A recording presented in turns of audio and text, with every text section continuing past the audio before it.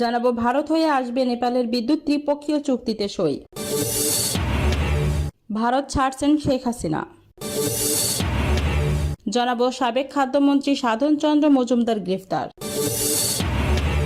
রাষ্ট্রপতির অপসারণের দাবি ছাত্র আন্দোলনের দুই শীর্ষ সমন্বয়কের। সাইবার নিরাপত্তা আইন অবশ্যই বাতিল হবে জানালেন আসিফ নজরুল। সর্বশেষ জানাবো অন্তর্বর্তী সরকারকে অবৈধ দাবি করেছে আওয়ামী লীগ। জানাবো ভারত হয়ে আসবে নেপালের বিদ্যুৎ ত্রিপক্ষীয় চুক্তিতে সই। নেপাল থেকে ভারতের ভেতর দিয়ে 40 মেগাওয়াট জলবিদ্যুৎ আমদানি করতে একটি ত্রিপক্ষীয় চুক্তি সই করেছে বাংলাদেশ। চুক্তি অনুযায়ী নেপাল প্রতি বছর 15 জুন থেকে 15 নভেম্বর পর্যন্ত 5 মাস ভারতের ভেতরের সঞ্চালন লাইন দিয়ে বাংলাদেশের এই বিদ্যুৎ রপ্তানি করবে। বৃহস্পতিবার কাঠমান্ডুতে বাংলাদেশের বিদ্যুৎ উন্নয়ন বোর্ডে নেপালের বিদ্যুৎ কর্তৃপক্ষ এবং ভারতের এনটিসিপি বিদ্যুৎ ব্যবসা নিগম লিমিটেড এর প্রতিনিধিরা চুক্তিতে স্বাক্ষর করেন। চুক্তি সই অনুষ্ঠানে বাংলাদেশের পরিবেশ, বন, জলবায়ু পরিবর্তন ও পানি সম্পদ মন্ত্রণালয়ের উপদেষ্টা সৈয়দা রিজওয়ানা হাসান, নেপালের জ্বালানি, পানি সম্পদ ও সেচ মন্ত্রী দীপক খাকড়া, জ্বালানি প্রতিমন্ত্রী পূর্ণ বাহাদুর তামাং, বাংলাদেশের পাওয়ার ডেভেলপমেন্ট বোর্ডের চেয়ারম্যান মোহাম্মদ রেজাউল করিম, নেপাল বিদ্যুৎ কর্তৃপক্ষের নির্বাহী পরিচালক কুলমান ঘিসিং উপস্থিত ছিলেন। এছাড়া বাংলাদেশের পানি সম্পদ সচিব নাজমুল হাসান এবং বাংলাদেশে নিযুক্ত নেপালের রাষ্ট্রদূত ঘনশ্যাম ভান্ডারীও উপস্থিত ছিলেন। চুক্তি অনুযায়ী ভারতের 400 কেভি ধলকেবার মুজাফফরপুর আন্তঃসীমান্ত ট্রান্সমিশন লাইনের মাধ্যমে নেপালে বিদ্যুৎ সরবরাহ করবে এবং ভারত প্রচলিত লাইনের মাধ্যমে তা বাংলাদেশে পাঠাবে। প্রতি ইউনিট বিদ্যুতের দাম নির্ধারণ করা হয়েছে 6.4 সেন্ট, অর্থাৎ 100 সেন্টে $1, বাংলাদেশি মুদ্রায় যা প্রায় 7.5 টাকা। চুক্তির বিষয়ে সৈয়দা রিজওয়ানা হাসান বলেন, এই চুক্তি আঞ্চলিক জ্বালানি বাণিজ্য সম্প্রসারণে একটি গুরুত্বপূর্ণ পদক্ষেপ।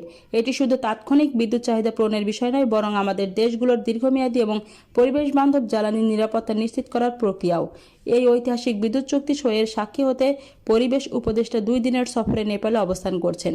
চুক্তির আগে নেপালের প্রধানমন্ত্রী কেপি শর্মা ওলির সঙ্গে সিংহ দরবারে সাক্ষাৎ করেন পরিবেশ উপদেষ্টা সৈয়দা রিজওয়ানা হাসান। দ্বিপক্ষীয় স্বার্থ সংশ্লিষ্ট বিষয় নিয়ে আলোচনা করেন তারা। এতক্ষণ শুনছিলেন সংবাদ শিরোনাম, এবার বিস্তারিত। ভারত ছাড়ছেন শেখ হাসিনা। ছাত্র জনতার তুমুল আন্দোলনের মুখে প্রধানমন্ত্রীর পদ থেকে ক্ষমতাচ্যুত হন শেখ হাসিনা। সেই দিনই সামরিক হেলিকপ্টারে করে ভারতে পালাতে বাধ্য হন তিনি। এরপর থেকে ভারতেই অবস্থান করছেন সাবেক এই প্রধানমন্ত্রী। তবে দেশ ছেড়ে পালিয়ে যাওয়া সাবেক প্রধানমন্ত্রী শেখ হাসিনার পরবর্তী গন্তব্য কোথায়, এ নিয়ে নানা কৌতূহল ও গুঞ্জন তো আছেই। সর্বশেষ খবরে জানা যায়, যুক্তরাষ্ট্র ভারতের কাছে জানতে চেয়েছে শেখ হাসিনা কিভাবে কোন ব্যবস্থায় দিল্লিতে অবস্থান করছেন। জবাবে ভারত নাকি বলেছে খুব স্বল্প সময়ের মধ্যেই মধ্যপ্রাচ্যের কোনো একটি দেশে তিনি চলে যাবেন। এই খবর ঢাকার সরকারি মহলকেও জানানো হয়েছে বলে মানবজমিনের প্রতিবেদনে জানা গেছে। গত 5 আগস্ট প্রধানমন্ত্রীর পদ থেকে পদত্যাগ করে ছোট বোন শেখ রেহানাকে নিয়ে ভারতে পালিয়ে যান শেখ হাসিনা। বাংলাদেশের সামরিক বাহিনীর একটি বিমানে তিনি দিল্লির কাছে গাজিয়াবাদের হিন্দন বিমান ঘাঁটিতে অবতরণ করেন। এরপর থেকে তিনি কোথায় আছেন তা আর প্রকাশ পাওয়া যায়নি। শেখ হাসিনার সঙ্গে থাকা কূটনৈতিক পাসপোর্টও বাতিল করে দিয়েছে সরকার। এ ধরনের পাসপোর্টধারীরা ভিসা ছাড়া ভারতে 45 দিন বৈধভাবে থাকতে পারেন। ইতোমধ্যে ভারতে শেখ হাসিনা প্রায় 2 মাস ধরে অবস্থান করছেন। কূটনৈতিক পাসপোর্টে তার বৈধভাবে অবস্থানের মেয়াদও শেষ হয়ে গেছে। এখন তিনি কোন স্ট্যাটাসে দেশটিতে অবস্থান করছেন তা পরিষ্কার নয়। ভারতের পক্ষ থেকেও বিষয়টি খোলাসা করা হয়নি। জানাবো সাবেক খাদ্যমন্ত্রী সাধন চন্দ্র মজুমদার গ্রেফতার। নওগাঁ 1 আসনের সাবেক সংসদ সদস্য ও সাবেক খাদ্যমন্ত্রী সাধন চন্দ্র মজুমদারকে গ্রেফতার করেছে পুলিশ। সাবেক এই মন্ত্রীর বিরুদ্ধে একাধিক মামলা রয়েছে। বৃহস্পতিবার রাত 8:30টার দিকে রাজধানীর বসুন্ধরা আবাসিক এলাকা থেকে তাকে গ্রেফতার করা হয়। বিষয়টি নিশ্চিত করেছেন ডিএমপির অতিরিক্ত পুলিশ কমিশনার রেজাউল করিম মল্লিক। তিনি বলেন, সাধন চন্দ্র মজুমদারকে বসুন্ধরা আবাসিক এলাকা থেকে গ্রেফতার করা হয়েছে। বিস্তারিত পরে জানানো হবে। এবার থাকছে রাষ্ট্রপতির অপসারণের দাবি ছাত্র আন্দোলনের 2 শীর্ষ সমন্বয়কের। বাংলাদেশের রাজনৈতিক অঙ্গনে নতুন করে উত্তেজনা সৃষ্টি হয়েছে রাষ্ট্রপতি মোহাম্মদ শাহাবুদ্দিনের পদত্যাগের দাবি ঘিরে। এবার বৈষম্য বিরোধী ছাত্র আন্দোলনের অন্যতম সমন্বয়ক সার্জিস আলম রাষ্ট্রপতির অপসারণের দাবি জানান। এর আগে একই দিন দুপুরে ছাত্র আন্দোলনের আরেক শীর্ষ সমন্বয়ক হাসনাত আব্দুল্লাহ রাষ্ট্রপতির পদত্যাগের দাবি তুলেছেন। বৃহস্পতিবার 3 অক্টোবর রাত 9টায় সামাজিক যোগাযোগ মাধ্যম ফেসবুকে একটি পোস্ট দেন সার্জিস। তিনি পোস্টে লেখেন, আওয়ামী লীগের বিচার নিশ্চিতকরণ, নতুন সংবিধান গঠন, আওয়ামী লীগ দুর্নীতিবাজ আমলাদের পরিবর্তন, হাসিনার আমলে করা সকল অবৈধ চুক্তি বাতিল এবং চুপ্পুকে অনতিবিলম্বে রাষ্ট্রপতির পদ থেকে অপসারণ করতে হবে। গত 5 আগস্ট ছাত্র জনতার প্রবল আন্দোলনের মুখে সাবেক প্রধানমন্ত্রী শেখ হাসিনা দেশ ত্যাগ করেন এবং রাতারাতি আওয়ামী লীগ সরকারের পতন ঘটে। গত 8 আগস্ট ডক্টর মোহাম্মদ ইউনূসের নেতৃত্বে একটি অন্তর্বর্তীকালীন সরকার গঠিত হয়, যার শপথ গ্রহণ অনুষ্ঠান পরিচালনা করেন রাষ্ট্রপতি মোহাম্মদ শাহাবুদ্দিন। কিন্তু এই অন্তর্বর্তী সরকারের মধ্যেও পুরনো সরকারের অবশিষ্টাংশ হিসেবে কাজ করছেন রাষ্ট্রপতি শাহাবুদ্দিন, এমন অভিযোগ তুলেছেন ছাত্র আন্দোলনের নেতারা। তাদের মতে রাষ্ট্রপতির অপসারণ ছাড়া দেশে স্থায়ী পরিবর্তন আনা সম্ভব নয়। সার্জিস আলম এবং হাসনাত আবদুল্লাহর এই দাবি দেশের রাজনৈতিক অঙ্গনে ব্যাপক সাড়া ফেলেছে। বিশেষ করে ছাত্র আন্দোলনের তরুণদের মধ্যে এ নিয়ে ব্যাপক আলোড়ন তৈরি হয়েছে। এদিকে রাষ্ট্রপতির দপ্তর থেকে এখনও এ ব্যাপারে আনুষ্ঠানিক কোনো প্রতিক্রিয়া আসেনি।